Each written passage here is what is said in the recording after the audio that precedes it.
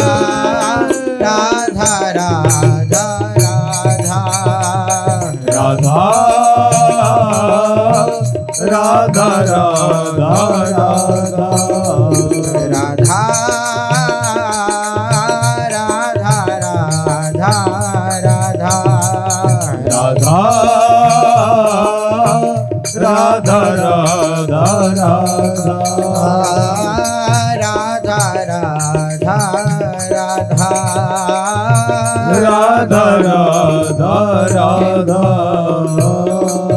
श्री राधा वल्लभ लाल की, महाप्रभु श्री हरिवंश चंद्र जी महाराज की, श्री सद्गुरुदेव भगवान की जय।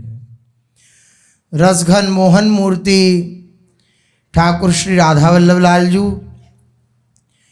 अनंतानंत सखियों की प्राण सजीवन मूरी श्री लाडली जी एवं इन युगल स्वरूपों को हृदय में नित्य नवीन रूप से दुलार करने वाले श्री सद्गुरुदेव भगवान के श्री चरणों में दंडवत प्रणाम है।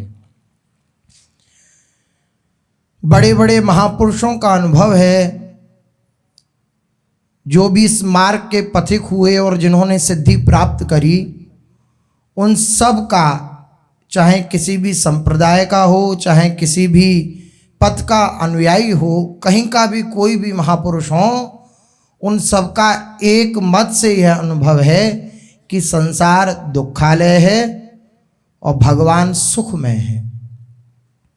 सुख भगवान के चरणों में है और जो संसार है वे दुख का समुद्र है।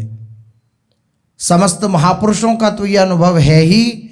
स्वयं श्री ठाकुर जी महाराज कहते हैं गीता जी में कि दुखालयम अशाश्वतम, ये रचना करी भगवान ने और ये क्या है, तो इसके विषय में भगवान ने कहा कि ये दुखालय है और अशाश्वत है, शाश्वत नहीं है। इस अशाश्वत स्थान पर आकर हम शाश्वत सुख की लालसा लिए बैठे हैं, यही विडंबना है। लेकिन इस अशाश्वत और दुखालय संसार में आकर भी जो सुख की भ्रांति होती है वह क्या है? बहुत से ऐसे हैं जीव जो बहुत सी कामना लेकर के अपने जीवन का यापन करते हैं और जब कामना की पूर्ति होती है तो उन्हें सुख होता है, तो वो कहते हैं हम बहुत सुखी हैं, हम बहुत आनंदित हैं, हमें कोई दुख नहीं है, लेकिन क्षणिक। जैसे आपको खूब जोर की भूख लगी हो, अब भूख लगी, आपके सामने भोजन आया और आपने उस भोजन को पाया, तो आपको तत्काल क्षुधा की निवृत्ति के कारण आपको सुखानुभूति हुई।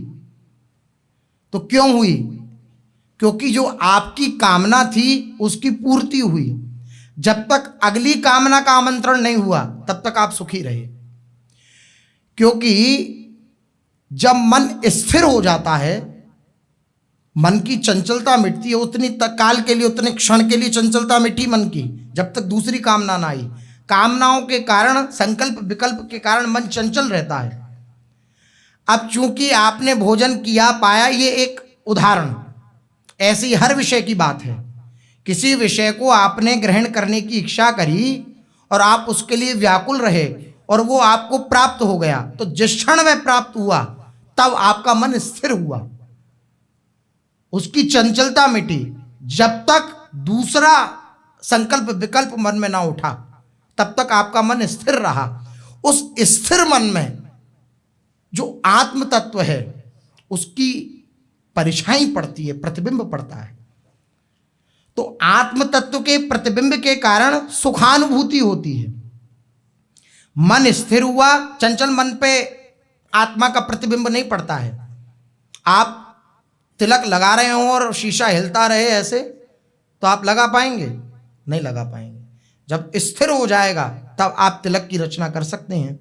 इसी प्रकार जब मन रूपी दर्पण, ये मुकुर, ये चंचल बना रहता है तो आत्मा का प्रतिबिंब नहीं पड़ता, और जब ये स्थिर हो जाता है तब आत्म तत्व का प्रतिबिंब पड़ता है इस पर। तो लोगों को प्रतीत होता है कि हम सुखी हो गए, हमारी ये कामना की पूर्ति हो गई, हम सुखी हो गए। वरन बात अलग है, इसका रहस्य है। दुखमय संसार में भी अगर सुख की भ्रांति है कि मुझे सुख मिला, तो बस जो मन आपका उतने क्षण के लिए स्थिर हुआ था, बस उस समय जो आपको सुख वही आत्म तत्व के कारण मिला, बस उसी भ्रांति में संसार डोल रहा है। इसे कहते हैं मृग मरीचिका। जैसे रेगिस्तान में मृग दौड़े पानी की लालसा से, जल की लालसा से, और दूर देखे तो आप देखो डाबर की सड़क पे भी जैसे चलते हैं तो दूर से दिखता है कि सामने पानी भरा हुआ है, जल भरा हुआ है। वहां जाओ तो कुछ नहीं है, ना जल है ना कुछ है। ऐसा ही रेगिस्तान में अनुभव होता है।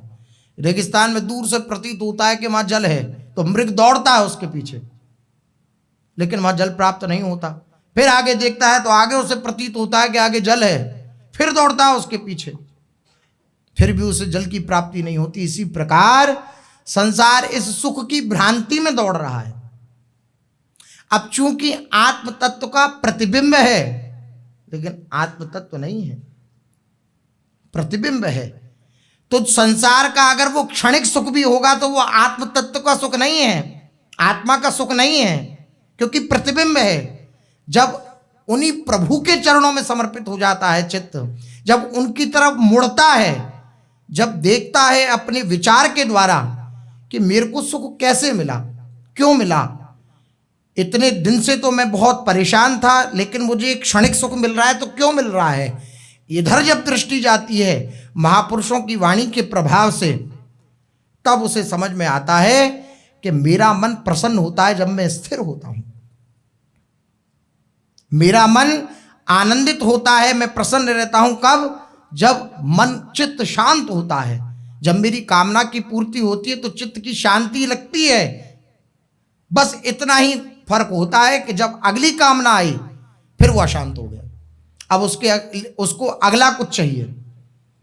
इस विषय की पूर्ति हुई, अब अगले विषय की लालसा जागृत हो गई, तो इसलिए मन स्थिर नहीं हो पाता, चंचल बना रहता है। अन्यथा जैसे ही मन स्थिर होता है तो उस पर आत्मा का प्रतिबिंब पड़ता है। ऐसा महापुरुषों का अनुभव है। इसलिए मन को स्थिर करने की चेष्टा, जहां मन स्थिर हुआ, इसलिए मन को ठीक स्थिर करने की आवश्यकता है। यही मन जब भगवान में स्थिर हो जाता है, उनके नाम रूप लीला धाम में स्थिर हो गया, अब कहीं किसी विषय के प्रति कोई उसके हृदय में स्फुरना नहीं रह गई है, तो उसे नित्य आनंद का, नित्य सुख का अनुभव होने लगता है। जो चाहते हैं नित्य सुख अरु मन को विश्राम, ये जो मन उथल पुथल कर रहा है, चंचलता से युक्त है, इस मन का अगर विश्राम चाहते हो, जो चाहते हैं नित्य सुख को चाहते हो, क्षणिक सुख को नहीं, कामना की पूर्ति में जो सुख की अनुभूति हुई उस सुख को नहीं, क्षणिक सुख को नहीं, जो चाहते हैं नित्य सुख, नित्य में आनंदित रहूं, नित्य उत्साहित रहूं, अगर ऐसा चाहते हो, जो चाहते हैं नित्य सुख अरु मन को विश्राम, मन विश्राम को प्राप्त हो जाए, कोई मन में विचलता ना रहे, कोई उथल पुथल ना रहे मन में, अगर ये चाहते हो तो पल पल श्यामा श्याम, श्यामा श्याम, श्यामा श्याम, श्यामा श्याम ऐसा रटन करो। हित ध्रुव हित सो भजत रहू, पल पल श्यामा श्याम। हित से, प्रेम से एकाग्रचित होकर, प्रभु में तन्मय होकर के प्रभु के नाम का स्मरण करते रहो, तो आपको नित्य सुख भी मिल जाएगा, आपके मन को शांति भी मिल जाएगी, परम विश्राम मिल जाएगा। इसलिए महापुरुषों की वाणी है, यही मन जब भगवान में स्थिर हो जाता है, स्थिर धीय, जिसे गीता में भगवान ने कहा, कैसा होता है भक्त, बोले स्थिर धीय, स्थिर मति वाला, स्थिर बुद्धि वाला। यही मन जब भगवान में स्थिर हो जाता है, तब ऐसा विलक्षण नित्य सुख उसे मिलता है कि वह सुख फिर कभी मिटता नहीं। आहा, सूरदास जी महाराज कह रहे हैं, जो सुख होत गोपाल ही गाए। अनुभव हो रहा है, आप देखिए, जन्म से ही अगर आंखों से दिखे नहीं तो कैसा उसका जीवन होगा। एकांत में बैठकर या भरे समाज में भी कभी ऐसे बैठिए कि मैं अब अंधा हो गया, तब देखो मन कैसा व्याकुल हो जाएगा। आंख बंद करके बैठ गए और मन में सोचा अंदर ही अंदर कि अब मेरी आंखों की ज्योति चली गई, तो देखो मन कितना बेचैन हो जाएगा। क्या सुख है उसको जिसको दिखता ही नहीं दृश्य प्रपंच। लेकिन किस सुख के लिए जो मनुष्य शरीर मिला, उस सुख को जब प्राप्त कर लिया, भगवत सुख को, तो सूरदास जी जन्म से ही अंधे हैं, लेकिन क्या जीवन में उनका अनुभव रहा, बोले मुझे अत्यंत सुख है, क्योंकि मैंने गोपाल श्री नंदलाल नटवर वेशधारी श्री प्रभु की शरण ग्रहण कर ली, इसलिए मुझे अत्यंत सुख मिला है। बोले मैं गोपाल गोपाल रटता हूं, राधा राधा रटता हूं, कृष्ण कृष्ण रटता हूं, तो मुझे अद्भुत सुख की प्राप्ति हो गई, क्योंकि मन स्थिर हो गया प्रभु के उन चरणारविंद में। मन स्थिर हो गया प्रभु के उस गौर वर्ण से युक्त, जिनका हृदय ऐसे श्याम सुंदर, ऐसे श्याम सुंदर में जिनका मन अनुरक्त हो गया है, ऐसे महापुरुष जन उस सुख में अनुरक्त रहते हैं, आनंदित रहते हैं। कह रहे हैं जो सुख होत गोपाल ही गाए, सो न होत जप तप व्रत संयम, कोटि तीरथ न्याये, जो सुख होत गोपाल गाए। भगवान के नाम का उच्चारण कर रहा हूं, भगवान के नाम का स्मरण कर रहा हूं, इसमें जो मुझे सुख प्राप्त हो रहा है वो मुझे कोटि तीर्थों में अवगाहन करने पर भी प्राप्त नहीं होगा। क्यों नहीं होगा? क्योंकि कितना भी तप ज्ञान धारणा ध्यान आदि करूंगा, कोटि तीर्थों में जाकर नहाऊंगा तो एक अहंकार हो जाएगा हृदय में कि मैं इतने तीर्थों में गया हूं। देखो कभी कोई किसी तीर्थ में जाता है तो गुप्त रखनी चाहिए बात, हमने वहाँ ये दान पुण्य किया, हमने ये किया, हमने ऐसे स्नान किया, हमने परिक्रमा कर, ये सब बातें गुप्त रखने की हैं, प्रकट करने की नहीं है। हम किसी तीर्थ में गए, हम किसी तीर्थ में जाकर के खूब दान पुण्य किया, खूब शुभ कर्म किए, व्रत रहे, परिक्रमा करी, जो भी तप किया हमने वो गुप्त रखने की बात है। लेकिन अहंकार गुप्त नहीं रहने देता। वो कहता है आप क्या समझते हैं, अभी गए थे तो फिर हमने ऐसे ऐसे दान पुण्य भी किया, गरीबों को हमने ऐसे भोजन पवा दिया, और देखो हमने नंगे पैर पूरी भरी दोपहरी में परिक्रमा लगाई और पूरी बात कह दी, और जहां आपने कह दी वो प्रभावी नहीं रही, अब बात निष्फल हो गया आपका ये सब तप परायण रहना। इसलिए ये सब कृत्य जो हैं ये अहंकार को जागृत करते हैं, अहंकार का स्वरूप है। उसके अहंकारी के अंदर तितिक्षा नहीं होती है, सहनशीलता नहीं होती है, वो कोई भी सुख या दुख सहन नहीं कर सकता है, तुरंत प्रदर्शित कर देगा उस सुख दुख को, मेरे को इतना सुख मिला या मेरे को इतना दुख मिला। अहंकारी की ये पहचान है, वो असहिष्णु होता है, सहिष्णुता नहीं होती उसमें। लेकिन जो भगवान नाम का आश्रय लेकर भगवान के चरणों में समर्पित हैं, जिनका अहंकार प्रभु के चरणों में समर्पित हो गया है, उनका अनुभव है कि मैं बस राधा राधा रटता हूं, बस उसी से मेरा सर्वोपरि सुख की प्राप्ति मुझे हो जाती है। गद गद गिरा लोचन जलधारा, प्रेम पुलक तनु छाये, तीन लोक सुख तृणवत लेखत, नंद नंदन और आए। श्री सूरदास जी कह रहे हैं मुझे भगवान नाम के स्मरण से कैसा सुख प्राप्त हुआ, भगवान की शरण में आकर के मुझे कैसा सुख प्राप्त हुआ।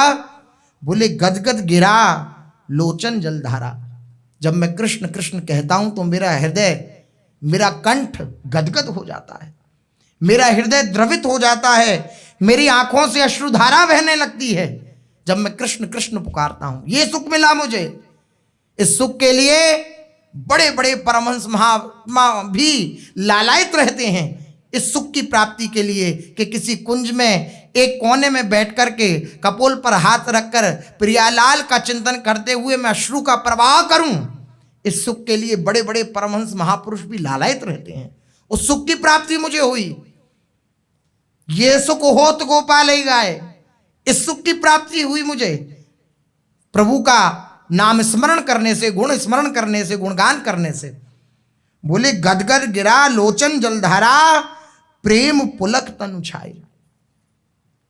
जब मैं देखता हूं अपने सामने गिरधर लाल को तो मेरा शरीर पुलकित हो उठता है, आनंदित होता है। पुलक जो है ये आनंद का चिन्ह है। जब हृदय अत्यंत आनंदित होता है, नहीं संभलता, तो पुलक होता है, रोम रोम आनंदित हो उठते हैं, पुलकित हो उठते हैं। ऐसा सुख मुझे प्राप्त हुआ। प्रत्येक दिन कैसा श्रृंगार श्रीनाथ जी ने किया है सब वर्णन कर देते थे सूरदास जी महाराज। ऐसे सुख की प्राप्ति थी सूरदास जी को। बाहरी नेत्र नहीं है, लेकिन आचार्य कृपा से आंतरिक नेत्र ऐसे नित्य महल में प्रविष्ट थे कि कैसा श्रृंगार श्रीनाथ जी ने आज किया है वैसा का वैसा रोज वर्णन कर देते। अष्टछाप के कवियों में श्री सूरदास जी महाराज हैं और श्रीनाथ जी के निज पार्षद हैं गायन सेवा में। तो जैसा स्वरूप तो सबको लगा कि ये रोज जैसा का जैसा कोई बता देता होगा इन्हें जाकर के कि आज ठाकुर जी ने ऐसा श्रृंगार किया है, क्या कुछ किया जाए। तो सब ने आचार्य चरण से प्रार्थना करी, बोले हमें समझ में नहीं आता, हमें लगता है कि कहीं कोई इन्हें बता देता है तो ये पद रचना करके गा देते हैं, हमें विश्वास नहीं होता। तो आचार्य चरण बोले आचार्य चरण तो उन्हीं की कृपा से प्राप्त हुआ है, तो ऐसा कैसे हो सकता है उन्हें अविश्वास हो, उन्हीं की कृपा से तो मिला है, ये सौभाग्य उन्हें श्री सूरदास जी को। बोले आप चिंता मत करो, आज आप पहले आ जाना श्रृंगार जब हो रहा हो। और सूरदास जी महाराज तो पहले आ ही जाते हैं। ठीक है, सब आए, सूरदास जी महाराज विराजमान थे। आज ठाकुर जी महाराज को श्री गोसाई जी ने वस्त्र रहित खड़ा कर दिया और बीच में ही पर्दा खोला। जैसे ही पर्दा खोला तो जय जयकार होने लगी। अब सब देख रहे हैं कि आप क्या कहेंगे, क्योंकि जय जयकार जब होती, जब श्रृंगार का पर्दा खुलता था तब सूरदास जी महाराज श्रृंगार का वर्णन करते थे। तो सूरदास जी महाराज की तरफ सब देख रहे हैं कि अब तो बीच में ही जय जय सरकार ने पर्दा खोल दिया, अब देखो ये क्या वर्णन करते हैं। तो मुस्कुराए सूरदास जी महाराज और बोले आज हरि देखे हम नंगम नंगा। आज ठाकुर जी को हमने नंगम नंगा देखा। और जितने सब थे परिकर के सब आश्चर्यचकित के हाँ इनके अंतर के नेत्र अंदर प्रविष्ट हो चुके हैं, निज महल में निज आलय में प्रभु के प्रविष्ट हो चुके हैं। इनके आंतरिक नेत्र इन्हें बिल्कुल स्पष्ट दिखाई देता है। आज तो ऐसे सुख में तल्लीन है श्री सूरदास जी महाराज। वो कह रहे हैं कि ये सुख होत गोपाल ही गाए, ये सुख प्राप्त होता है, ऐसा सुख मुझे कहीं प्राप्त नहीं हुआ। गदगद सुर लोचन जलधारा प्रेम पुलक तनु छाए और तीन लोक सुख तृणवत लेखत नंद नंदन और आए। जब नंद नंदन हृदय में विराजमान हो जाते हैं तो तीनों लोकों का सुख तृण के समान लगता है। साधारण प्रेम किसी को हो जाए, झूठा प्रेम किसी को संसार में, उसे सब तृणवत लगता है। सब कुछ छोड़ने के लिए वे राजी हो जाता है, अपने शरीर तक को छोड़ने के लिए राजी हो जाता है। तो ये तो प्रेम स्वरूप प्रभु का प्रेम है। इनके प्रेम के चक्कर में जो पड़ गया उसके लिए सब संसार तृणवत ही लगता है। हमें इसलिए नहीं लग रहा क्योंकि हमें अभी प्रेम नहीं है। सच मानिए, अभी हृदय से प्रभु से अपनापन नहीं है। हृदय से हम अभी प्रभु को अपना नहीं मानते। हृदय से अभी हम प्रभु को अपना प्रेमास्पद नहीं मानते, इसलिए हमें सब छोड़ने में कठिनता लगती है। वरना एक बार अगर हृदय से दृढ़ भाव आ जाए कि मेरा प्रभु के सिवा कोई नहीं है, मेरे परम प्रेमास्पद प्रभु हैं, तो फिर कुछ छोड़ने में कठिनता नहीं होती है। सब तृण समान लगता है, सब झूठा लगता है। कोई हंसे बोले ममता भरी बात करे तो ऐसा लगता है नाटक कर रहा है, बिल्कुल कोरा नाटक लगता है। ये प्रभु के प्रेम का प्रताप होता है। कह रहे हैं तीन लोक सुख तृणवत लेखत नंद नंदन और आए।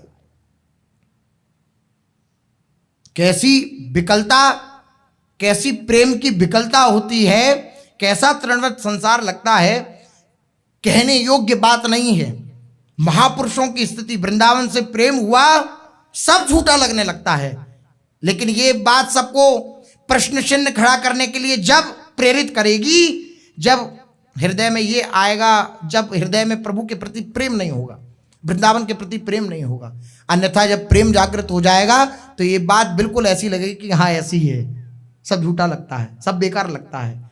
बिल्कुल एकदम ऐसा ही प्रतीत होता है। जो प्रभु की शरण में बढ़ता है हृदय से, एक नाटकबाजी अलग होती है, एक हृदय से बढ़ना, यही अनुभव होता है। क्या तीन लोक सुख तृणवत लेखत, जो सुखानुभूति हो भी रही है संसार को, जो सुखाभास हो रहा है संसार को, वह सुखाभास भी तृणवत लगता है। क्योंकि अनंत सुख सागर में, अनंत आनंद के सागर में वह उपासक डूब जाता है। नंद नंदन उर आए, नंद नंदन उर में आ गए, हृदय में आ गए तो सब तृणवत लगता है। दिए नहीं लेत श्री हरि चरण अरुझाए। सूरदास गोविंद भजन बिन चित नहीं चलत चलाए। अगर भगवान का भजन नहीं करा, गोविंद का भजन नहीं करा, तो फिर इसी जंजाल में फंसना पड़ेगा। अन्यथा अगर प्रभु का भजन किया, गोविंद का भजन किया, तो ऐसा उपासक 4 पदार्थ भी उसे दो तो भी वे उन्हें ग्रहण करता नहीं है। धर्म, अर्थ, काम, मोक्ष आदि कुछ भी ग्रहण नहीं करता। वो केवल यही चाहता है कि बस एकटक अपने प्रभु को निहारता रहूं, बस यही मेरा जीवन बन जाए, यही सर्वस्व बन जाए। इसलिए मन को स्थिर करने की आवश्यकता है। अगर अनंत सुख की लालसा है, नित्य सुख की लालसा है, नित्य विश्राम चाहिए चित्त का, तो एक ही उपाय है, प्रभु के चिंतन में अपने चित्त को स्थिर कर देना। यही बात कह रहे हैं। यही मन जब भगवान में स्थिर हो जाता है, तब ऐसा विलक्षण नित्य सुख मिलता है कि फिर वह कभी मिटता नहीं। वह आनंद नित्य है और उसे प्राप्त करके जीव निहाल हो जाता है। अब कुछ नहीं चाहिए, प्रभु की स्मृति मिल गई, प्रभु का चिंतन मिल गया, अब कुछ नहीं चाहिए उसे, वह निहाल हो गया। इसलिए इस प्रयास को आप अवश्य करें। किस प्रयास को? प्रभु के चिंतन में अपने चित्त को लगाएं, अपने मन को लगाएं। इस प्रयास को अवश्य करें। लीला में मन लगाने में कोई परिश्रम नहीं है। अब जैसे लीलाओं का वर्णन हो तो उसमें मन लगाने में परिश्रम नहीं है, इसी प्रकार एकांत में जो लीला श्रवण करी या किसी लीला का पठन किया तो उसका चिंतन करें। अब पूज्य राधा बाबा ने तो बहुत सुंदर के जैसे चिंतन का एक कि आप 20 सेकंड केवल इतना चिंतन करिए एक पंक्ति का कि श्री यमुना जी का जल चमचमा रहा है। चिंतन का प्रकार बताया है कि लीला का चिंतन करने के लिए आप कैसा प्रयास कर सकते हैं, तो बोले आपको अनुभव में आने लगेगा। अब 20-30 सेकंड यही अनुभव किया चिंतन में, श्री यमुना जी का जल चमचमा रहा है, फिर उस यमुना जल में सुंदर सुंदर 30-40 सेकंड बाद फिर ये चिंतन करिए कि दिव्य कमल के पुष्प खिले हुए हैं, इसे चिंतन करो 30-40। ऐसे बहुत से प्रकार महापुरुषों ने खोज खोज कर कि कैसे भी चित्त पंग हो, जीव कैसे भी सरलता से प्रभु के चरणों में चिंतन युक्त हो जाए, इसके लिए महापुरुषों ने खूब उपाय बतलाए हैं। उन उपायों को ग्रहण करके और मन को प्रभु के चरणों में लगा देना, तो लीला चिंतन से बहुत जल्दी मन वश में हो जाता है। पर हमसे होता नहीं, तो बाबा कह रहे हैं इसका कोई उत्तर मेरे पास नहीं है। राधा बाबा से किसी ने कहा कि अब ये तो हमसे होता नहीं, तो बोले अब इसका उत्तर मेरे पास नहीं है, अब फिर आपकी आप जाने। इसलिए मन को खूब प्रयास करके और न लगे तो प्रार्थना करके, प्रार्थना का बल सबसे बड़ा बल है, प्रार्थना बहुत आवश्यक है। रोज प्रभु से प्रार्थना करें सुबह उठते ही कि हे लाडली लाल आप कृपा करो, मेरा चित्त आप घसीट लो। चंचल चित्त आकर्षणी प्रियाजू का नाम है। चंचल चित्त जो है, परम चंचल शिरोमणि श्री लालजू महाराज, उनके चित्त को घसीटने में आपको कोई परिश्रम नहीं लगा, तो हमारे चित्त को घसीटने में आपको कौन सा परिश्रम लगेगा? हैं? राख्यो न मन दीवानो जो बांध तुमने लटसो, अब जो विषय में भटके तो कौन दोष मेरो। भूरी सखी कहती हैं कि ये मन दीवाना, ये चंचल मन आपने अगर अपनी लट पास में नहीं बांधा तो इसमें अब मेरा कोई दोष नहीं है, मैं तो आपकी शरण में आ गया हूं। राखो ना मन दीवानो जो बांध तुमने लटसो, अब जो विषय में घूमे तो कौन दोष मेरो, मेरा कोई दोष नहीं है। इसलिए उनसे प्रार्थना, इस प्रार्थना में भी पूर्ण दैन्यता भरी प्रार्थना, आप कृपा करो मेरे चित्त को अपने चरणों में घसीट लो, तो बड़े कृपामय हैं वो। इस प्रार्थना को कभी तिरस्कृत नहीं करेंगे, इस प्रार्थना का कभी तिरस्कार नहीं करेंगे, कभी इस प्रार्थना को अनसुनी नहीं करेंगे। बस धीरे धीरे और प्रार्थनाएं भी कट जाएं और आकांक्षाएं कट जाएं, केवल एक ही आकांक्षा रह जाए, प्रभु का चिंतन, प्रभु का स्मरण। चलते हैं, श्री महाप्रभु श्री हरिवंश चंद्रजू महाराज श्री मानसरोवर जी पे विराजमान हैं और दिव्य मान लीला का चिंतन श्री महाप्रभु जी को हुआ। संध्या समय जाते हैं रोज मानसरोवर पर विराजमान होकर के मानसी में श्री प्रियालाल की दिव्य लीला का चिंतन करते हैं। नमो नमो राधा सुमान सर जहां मान मोचन कियो भामिनी, मन वांछित पायो प्रीतम वर। नमो नमो राधा सुमान सर। हमारी लाडली जू मान करके बैठ गई तो हमारे लालजू महाराज सखियों का अनुगत्य स्वीकार करके श्री लाडली जू को मनाते हैं। सखियों का अनुगत्य स्वीकार करके सखियां जैसे कहती हैं कि भाई जाओ, दांतों में तृण दबाकर और लाडली जू के सामने हा खाओ कि लाडली जू क्षमा करो, आपके सिवा मेरे जीवन में कोई और जीवन धन नहीं है, आप कृपा करो।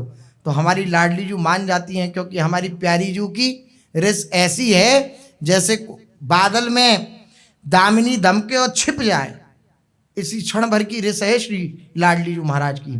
और अपने उपासक जनों के लिए तो बिल्कुल रिस नहीं है, लालजू के लिए तो है उस प्रेम रस को उफान भरने के लिए, लेकिन अपने उपासक जन, अपने शरणागत जनों के लिए रिस नहीं है। न कहूँ न रिस, कहूँ भूले न होत सखी, भूल कर भी कभी रिस नहीं करती हैं श्री लाडली जू महाराज अपने उपासक जनों पर।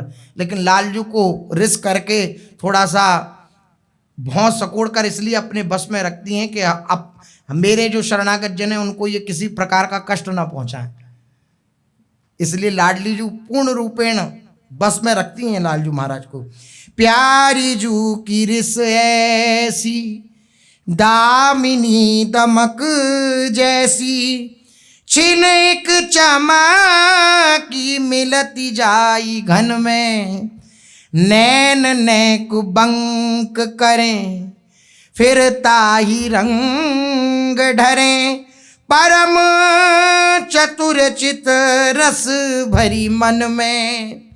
उर्सों लपटी रही छवि ना परत कही, मानो मीन बिहरत श्याम सरवन में।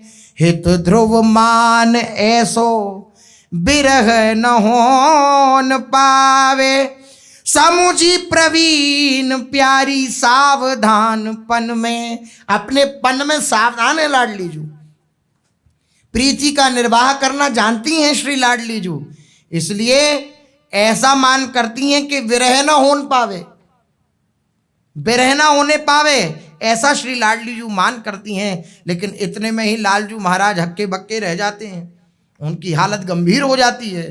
कहते हैं मेरे है गति एक, तो पद पंकज की प्रिय, अपने हट की टेक छाण कृपा कर लाडली। अरे लाडली जू अपने हट को छोड़ दीजिए और मेरे से मान जाइए। तो हमारी लाडली जू महाराज तुरंत मान जाती हैं, जैसी दैन्य भरे वचन सुनती हैं, क्योंकि लाडली जू को दैन्य अत्यंत प्रिय है। लालजू महाराज खूब प्रयास कर लें और प्रयास करने के बाद भी जब निष्फल होते हैं तो बस हाथ खड़े कर देते हैं, लाडली जू मैं हार गया। तो हारे ही रस पाइए उल्टी प्रेम की चाल। प्रेम की चाल ऐसी उल्टी है कि यहाँ जीतने से जीत नहीं है, यहाँ हारने से जीत है। जहाँ लालजू महाराज हारे लाडली जू के आगे मैं हार गया, आप मान जाओ, तो बस मान जाती हैं लाडली जू। बस लालजू महाराज का बस यही हृदय से प्रार्थना रहती है लाडली जू से, लाडली जू आप बस मेरी तरफ देखकर ऐसी मुस्कुराती रहो, ऐसी देख करके मुझे कभी ऐसी भावना ना आने पावे कि आपने मेरी तरफ रोष कर लिया है। कभी मेरी तरफ कुटिल नयन मत करिएगा, आपने बंक भ्रुकुटी मत करिएगा। मेरे प्राण मेरे बस में नहीं रहते हैं लाडली जू, मैं सही कहता हूँ। मैं रात दिन आपसे बस यही याचना करता हूँ। क्या याचना करता हूँ? जाचत रहत यह दिन रैन।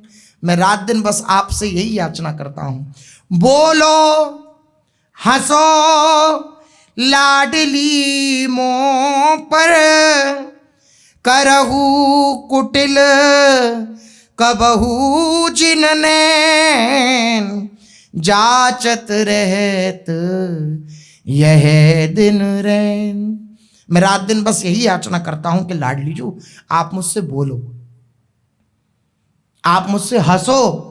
लाडली जू आप मेरी तरफ देख करके कभी अपनी भ्रुकुटी को टेढ़ी मत करो। बस मेरे रात दिन बस मेरी यही कामना है आपसे कभी आप मेरी तरफ देखकर अपनी भ्रुकुटी को टेढ़ी मत करना, कभी रुष्ट मत होना, नाराज मन होना। परम रसिक सुंदर मनमोहन चितवत छवि इतनी कही बात, तो अति आसक्त स्नेह रंग में भय सजल लोचन जल जात। जब दैन्य होकर के आंखों में आंसू भरकर लाडलीजू से श्री लालजू महाराज ने ऐसा कहा, तो परम रसिक हैं श्री लालजू महाराज। ऐसे सुंदर मनमोहन श्री लालजू महाराज ने श्री लाडलीजू की तरफ चितवन कर कर उनकी छवि को निहारते हुए इतनी बात कही, तो अति आसक्त स्नेह रंग में, उस प्रेम रंग में अत्यंत आसक्त हो गई श्री लाडलीजू, और उनके नेत्रों से भी अश्रु प्रवाह होने लगा। श्री श्यामाजू ने कहा, लालन मैं तो आपकी ही हूँ, मोको तो भावती ठोर प्यारे के नैनन में। मैं तो सखियों से कहती हूँ मेरे लिए सबसे अच्छा स्थान रहने का जो है वो लालजू के नैन हैं। इसलिए लालजू महाराज आप बिल्कुल भी हृदय में संकोच ना करो, मैं नहीं करूंगी आपसे मान।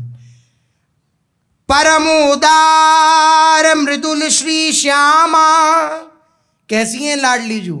करुणा कर उदार राखत कछु न सार, दसन वसन लागत जब दैन। ऐसी लाडलीजू हैं, करुणा उदारता की सीमा है, मृदुता की सीमा है। ऐसी परम उदार मृदुलता की सीमा श्री श्यामाजू जब लालजू महाराज को ऐसे देखा, तो परम उदार मृदुल श्री श्यामा रुचिर अंकली ने भरी श्याम, हित ध्रुव भय उरज में राखे, दयो परम सुंदर सुखदाम। श्री लालजू महाराज को श्री लाडलीजू ने हृदय से रख लिया, हृदय से लगा लिया। लालजू महाराज अत्यंत आनंदित हो रहे हैं कि लाडलीजू बस आप ऐसे ही प्रसन्न रहो, ऐसे ही आनंदित रहो। ऐसी मानसरोवर की दिव्य लीला हुई। मानसरोवर के तट पर विराजमान होकर के श्री लाडली लाल अद्भुत क्रीड़ा कर रहे हैं, प्रेम केली कर रहे हैं, सभी सखियां आनंदित हो रही हैं। इतने में परम प्रवीण सखी संग रंग राई, छिन छिन प्रति नव नव सुख लहई, मंडल जोरी चहूं दिस ठाड़ी, प्रेम चितेरे चित्र सी काढ़ी। जैसे कोई चित्र बना करके चित्र को खड़ा कर दे, इसी प्रकार एकटक होकर के बिल्कुल चित्र की भांति सारी सखियां मंडल जोर के खड़ी हैं चारों तरफ, और परम प्रवीण हैं, परम चतुर हैं सारी सखियां। नव नव सुख ले रही हैं, नित्य नवायमान सुख ले रही हैं पल पल। राजत मान सरोवर तीरा, आवत परम सुगंध समीरा, सारस हंस चकोर चकोरी, निर्तत फिरत बरही संग मोरी। आहा, इतने में देखते हैं सुंदर मान सरोवर के तीर पर जहां मंद सुगंध वायु बह रही है, सारस हंस चकोर चकोरी और बरही संग मोरी, मोरियां भी दिव्य झुंड की झुंड और नृत्य कर रही हैं, दिव्य नृत्य कर रहे हैं चारों तरफ ये दिव्य पक्षी। देखी मुदित भई नवल किशोरी, आनंद में झलकत छवि गोरी। स्वयं कंचन वर्णा श्री लाडलीजू महाराज गोरी प्रियाजू आनंद में जब उन पक्षियों का नृत्य देखती हैं तो अत्यंत आनंदित हो जाती हैं, और इन पक्षियों को नृत्य को देख करके अत्यंत उत्साहित हो गई लाडलीजू। तो उपजी बात एक मन माही, सकुचत है पिए कही न सकाही। अब लालजू महाराज पार्श्व में ही हैं और उनके हृदय में एक बात आई, लेकिन सकुच के कारण कह नहीं रहे हैं। क्यों नहीं कह रहे हैं? अभी तो मान से छूटी हैं लाडलीजू, और मान सरोवर और है, मान कुंज है, पता लगी फिर मैं कुछ कहूँ और फिर मान को प्राप्त हो जाए, पता नहीं क्या कौन सी बात लाडलीजू के हृदय को चुभ जाए, इसलिए भैया कुछ नहीं कहना। तो मन में आ रही है लेकिन सकुच के मारे नहीं कह रहे। उपजी बात एक मन माही, सकुचत हैं पिय कहीं ना सकाही, कह नहीं पा रहे। तो कबहू नूपुर धाय बना में, अब मन में बात आई है तो कुछ करें। तो सखियों के से इशारा करते हैं कि नूपुर लाओ। तो नूपुरों का सुंदर वह जोड़ा और लेकर के आई सखियां, तुरंत लाडली जू के पास जाते हैं और पैरों में बांधने लगते हैं चुपचाप। उनके मन में है लाडली जू नृत्य करें, लेकिन कह नहीं रहे हैं डर के मारे। लालजू महाराज सखियों से कहा घुंघरू दो, तो घुंघरू और नूपुर ले, तो सखियों लाडली जू के चरणों के पास थोड़े से झुके और बांधने लगे। तो लाडली जू देख रही हैं, मुस्कुरा रही हैं कि लालजू के मन में क्या चल रहा है। कबहू नूपुर धाये बनावे या ई मिस चरणन छुए आवे, बार बार चरणों को छू ले रहे हैं। इसी मिस से, नूपुरों के बांधने के मिस से, मिस होता बहाना, नूपुरों के बांधने के बहाने और बार बार चरण छू लेते हैं। अब नहीं मान करना। कबहू सुंदर बीन बजावे नवल प्रिया मन रुचि उपजावे। अब लाडली जू के हृदय में नृत्य की रुचि कैसे उपजे, तो बार बार लालजू महाराज बीन बजाते हैं। बीन बजा करके लाडली जू को सुंदर लगेगी तो लाडली जू नृत्य करने लगेंगी। हंसी हंस मयूर मयूरी आदि ये सब नृत्य कर रहे हैं, श्री लाडली जू को भी नृत्य करना चाहिए, ऐसी मन में आकांक्षा है। तो निरखत मुख कही सकत न प्यारो, हेत लाल को प्रिया विचारो। ये एक प्राण दो देही हैं, ये दो देह झलक रहे हैं, मन एक ही है दोनों का। अब हमारे मन में कुछ बात अगर प्रकट हो तो आपको पता लग जाएगी? नहीं लगेगी, क्योंकि हमारा मन आपका मन अलग अलग है, लेकिन हमारे लाडली लाल का मन एक है। अब देखो, घुंघरू के लिए कहा लालजू ने, तुरंत सखी ने घुंघरू दे दिए। मन एक है तभी तो उसे पहले से पता है कि लालजू के मन में क्या है, तुरंत घुंघरू दे दिए। पूरे वृंदावन में एक मन है, कैसी विलक्षण बात, हमें समझ में बुद्धिगत बात थोड़ी है। मनहु न भेदी तहां, ऐसा ये दिव्य रस है, मन भी उस भेद को प्राप्त नहीं कर सकता। पूरे वृंदावन में एक मन जो लालजू के हृदय में उपजा, वो प्रियाजू के, जो प्रियालाल के, वो समस्त सहचरियों के, खगमृग पशु पक्षी सबके, तरुलता श्रेणी सबके हृदय में एक ही बात प्रकट हुई। अब जब लाडली जू के हृदय में ये बात आई कि लालजू कह नहीं पा रहे हैं, लेकिन इनके मन की जो बात है वो मैं जान गई हूं। निरखत मुख कही सकत ना प्यारो, लाडली जू लालजू के मुख की तरफ देख रही हैं, लेकिन लालजू महाराज कह नहीं पा रहे हैं। तो हेत लाल को प्रिया विचारो, लाडली जू ने श्री लालजू महाराज के हृदय में जो भावना आई है उस भावना को पहचान लिया कि क्या भावना आई है। तो परम प्रवीण मुकुटमणि प्यारी, नृत्य कला गुण की विस्तारी। हमारी परम प्रवीण श्री लाडली जू ने जो मुकुटमणि है, समस्त वृंदावन की मुकुटमणि है श्री लाडली जू महाराज। ब्रजनव तरुणी कदम्ब मुकुटमणि श्यामाजू बनी, ऐसी श्री लाडली जू महाराज हैं हमारी मुकुटमणि। श्यामाजू को राज, हमारे माई श्यामाजू को राज, ऐसी श्री स्वामिनी जू अब नृत्य कला का गुण जो है उसका विस्तार कर रही हैं। कैसा विस्तार? तिरप बांधी कमलन पर चली, निरखत थकित रही हुएली। लालजू महाराज की मन की इच्छा को पूर्ति करने के लिए लाडली जू ने सुंदर घुंघरू पहन रखे हैं, और तुरंत लाडली जू तिरप बांध करके लाडली जू मानसरोवर के तट से, जो मानसरोवर में दिव्य कमल खिले हुए हैं, नील कमल, श्वेत कमल, पीत कमल, अरुण कमल, ऐसे दिव्य कमल खिले हुए हैं चारों तरफ। अच्छा, कमल की पंखुड़ी कितनी कोमल होती है। सबसे नृत्यों के जो सबसे बड़े माने जाते हैं वो भगवान शंकर माने जाते हैं। तांडव, जो आप देखिए जहां नृत्य का प्रशिक्षण होता हो तो वहां नटराज भगवान की प्रतिमा जरूर मिलेगी, विग्रह जरूर मिलेगा ऐसे, तो वो माने जाते हैं। और वह भी जिनके नृत्य पर आनंदित होते हैं वो हैं हमारे नटवर। नटवर लालजू ने सबसे कठिन नृत्य कहाँ किया?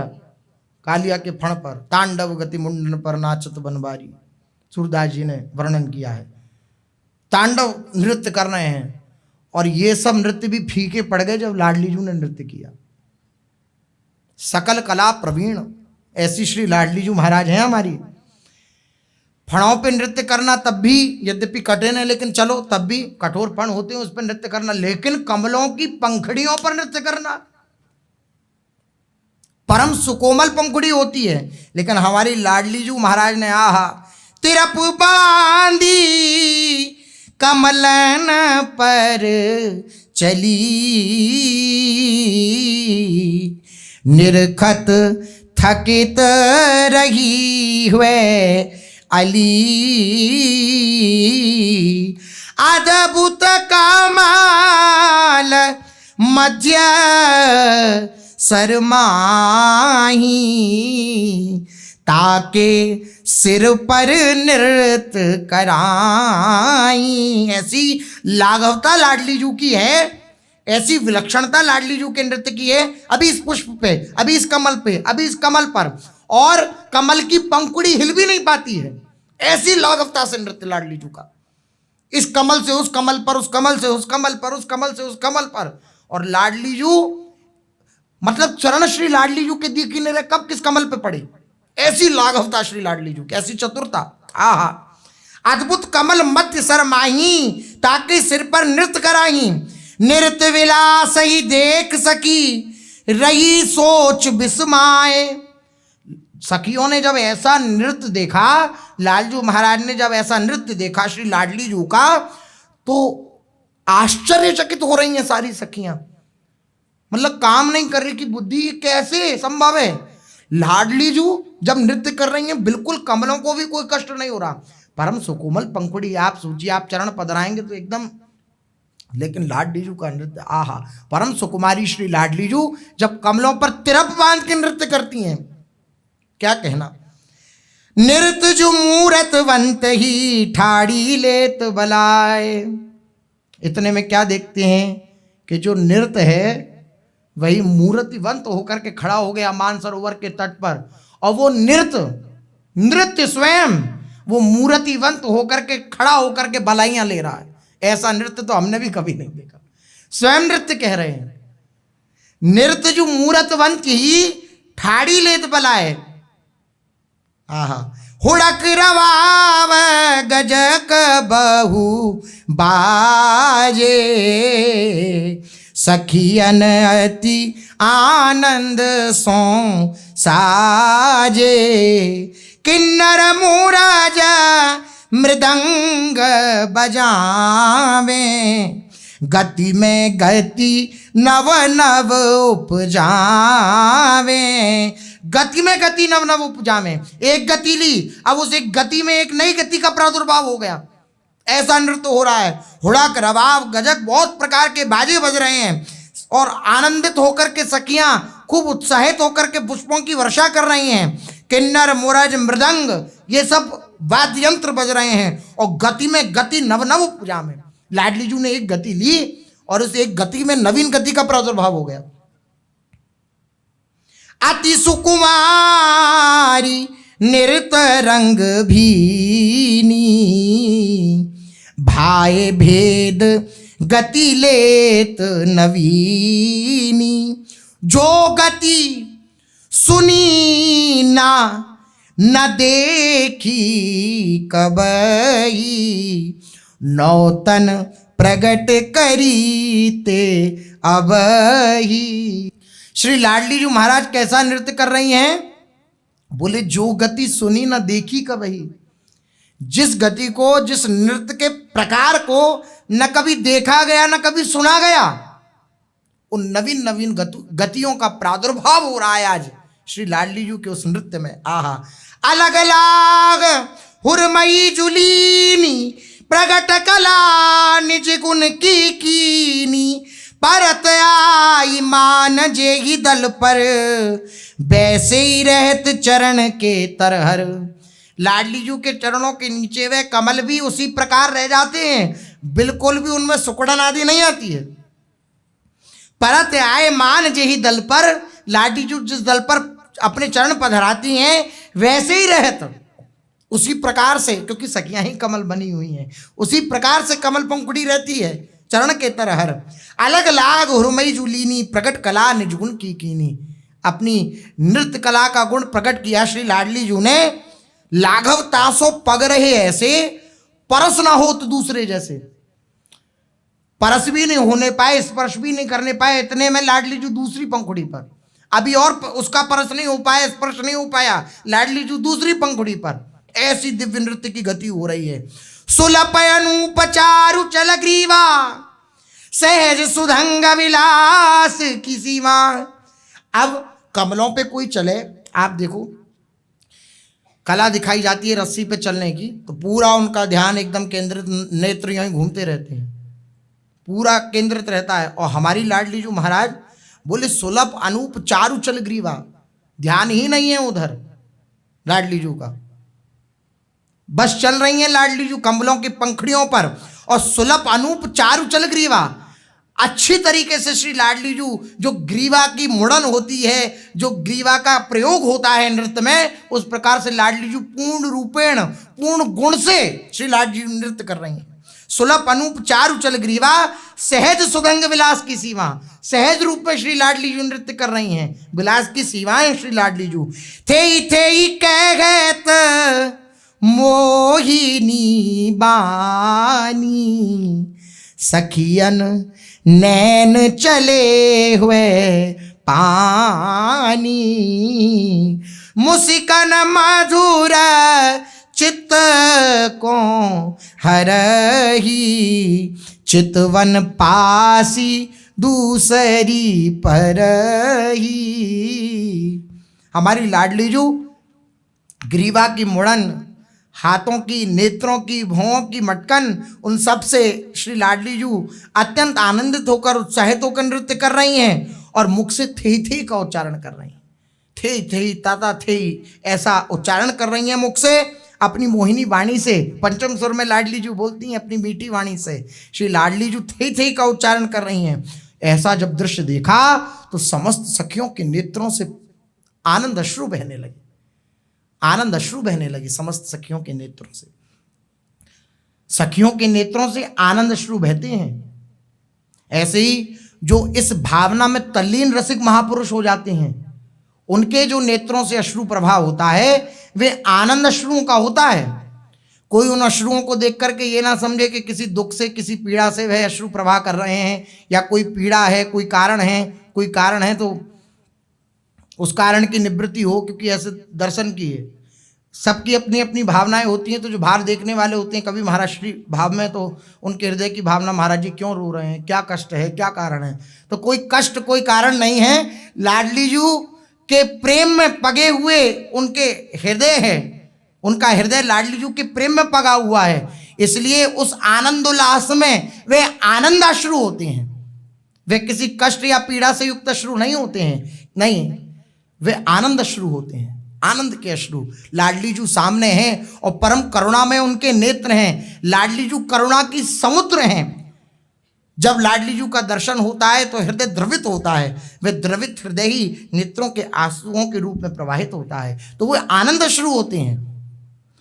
तो सारी सखियों के नेत्रों से आनंद अश्रु प्रवाहित होने लगे। सखियन नैन चले हुए पानी, मुस्कान मधुर चित्त को हरई। लाडली जू बीच बीच में मुस्कुरा देती हैं, वे चित्त का हरण करने वाली हैं। नृत्य सुधंग कला जिती, कही प्रकट परमान। नृत्य की जितनी भी गतियां, जितने भी प्रकार प्रमाणित रूप से कहीं भी अगर प्रमाण रूप में प्रतिष्ठित हैं, तो हमारी लाडली जू जो नृत्य कर रही है वो उनमें से कोई नहीं है। नृत्य सुधंग कला जिती, नृत्य की जितनी भी कलाएं हैं, कई प्रगट परमाण। छुई न तिन में एक ही, उपजी आन नहीं आन। हमारी लाडली जू ने एक भी उन प्रमाणित गतियों में से एक भी गति नहीं ली, बल्कि तत्क्षण नई नई गतियों का प्रादुर्भाव श्री लाडली जू कर रही हैं। उपजी आन ही आन, अभी इसी समय लाडली जू ने दिव्य दिव्य गतियों का प्रादुर्भाव किया है और नृत्य कर रही हैं। पुनि के सर पर लसत रंगीली, झलकत बेसर परम छबीली। कछुक अलाप मधुर धुनि कीनी, मति बुद्धि सबहीन की हरिलीनी। कबहू सुनी न राग धुनि ऐसी, कीनी अबही कुंवरी सखी जैसी। लाडली जू ने नृत्य किया और नृत्य करते करते अब लाडली जू गायन करने लगी। आहा, गायन करने लगी। कछु कलाप मधुर ध्वनि कीनी, मधुर ध्वनि से युक्त होकर लाडली जू ने अलाप लिया और सबकी मति का हरण कर लिया। श्री लाडली जू ने सब पंगु हो गए। कबहू सुनी न राग ध्वनि ऐसी, ये राग रागनियां ये ध्वनि कभी नहीं सुनी। नई कंपोजिशन है, कोई राग रागनी बनानी होती है उसे कहते हैं नवीन, ये कंपोज किया है। नई नई आलाप, नई नई ध्वनियां श्री लाडली जू के मुख कमल से प्रकट हो रही हैं। कबहू सुनी न राग ध्वनि ऐसी, कीनी अब ही कुंवरी सखी जैसी। सखी एक दूसरे से वार्ता करती हैं कि अरे सखी, ये राग ये ध्वनि हमने पहले कभी सुनी नहीं है। और ये सखियां परम कुशल हैं, सारे गुणों में निपुण हैं। लाडली जू की निज सखियां हैं। लाडली जू अपने प्रेम कटाक्ष से समस्त विद्या में निपुण कर देती हैं अपनी दासियों को। वह दासियां जो समस्त कलाओं में निपुण हैं, वे एक दूसरे से वार्ता कर रही हैं कि ये तो हमने कभी सुनी नहीं, ये तो कभी हमने ये ध्वनि सुनी ही नहीं है, ये राग कभी सुनाई नहीं है। हमारी लाडली जू ने अभी ये नया नया प्रकट किया है। आहा, राग रागनी जूथ ल जाए, ये राग रागनियां सब सहचरियां हैं। ये जूत की जूत राग रागनियां खड़ी हैं मंडल बनाए, लेकिन राग रागनी जूथ ल जाए खोज ही रहे ते सुर नहीं पाए। जिन स्वरों से श्री लाडली जू गायन कर रही हैं वो खोजते ही रहे, लेकिन उन्हें मिले ही नहीं। ऐसी दिव्य गायन शैली श्री लाडली जू महाराज की। भृंगी मृगी सुनत मृदुबानी, थक्यो पवन अरु चलत न पानी। हवा रुक गई, वायु का प्रभाव ना बंद हो गया।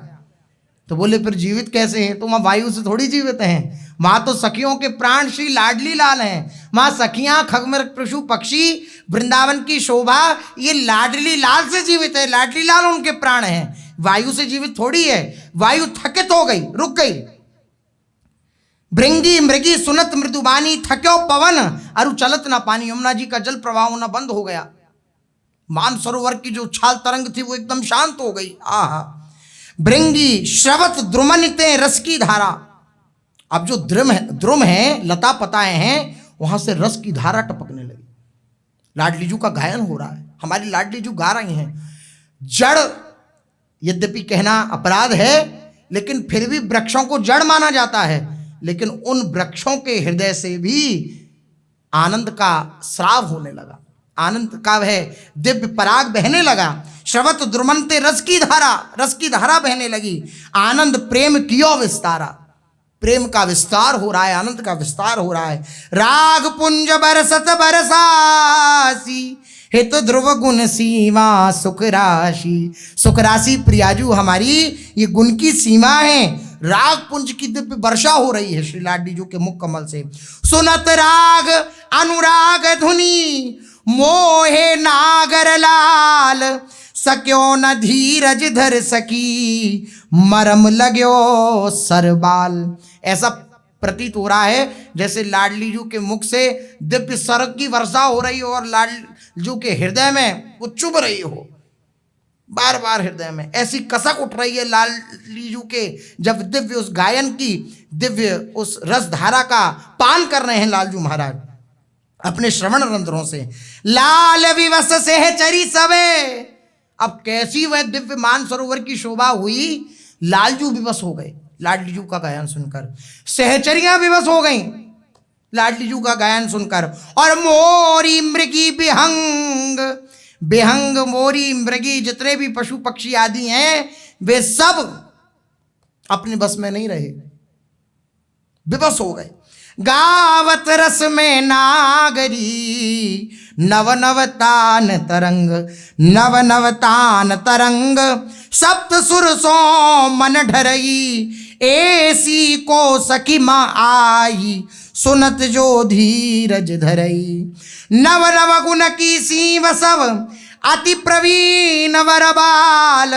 नागर कुल मणि तैसे श्रोता सुंदर लाल। सुंदर लाल जो महाराज श्रोता बने विराजमान है। ऐसी कौन सी सखी है जो लाडली जू की उन नवनव तानों को सुनकर, उन तान तरंगों को सुनकर, जो सप्त सुरों से आच्छादित हैं वो तान तरंगे हैं, उन तान तरंगों को सुनकर ऐसी कौन सी सखी है जो अपने मन में धीरज धारण कर सके। तो अति विभल हुए गए बिहारी, भूषण पट सुधि देह विसारी। लाडली जू गायन कर रही हैं, लालजू महाराज अपने होशो आवाज में नहीं रहे, भूषण पट कहीं पड़ा है, अति विब्बल हो गए बिहारी महाराज, और लाडली जू दिव्य गायन कर रही हैं। लाडली जू को गायन करने दें, शेष चर्चा आगे। श्री राधा वल्लभ लाल की।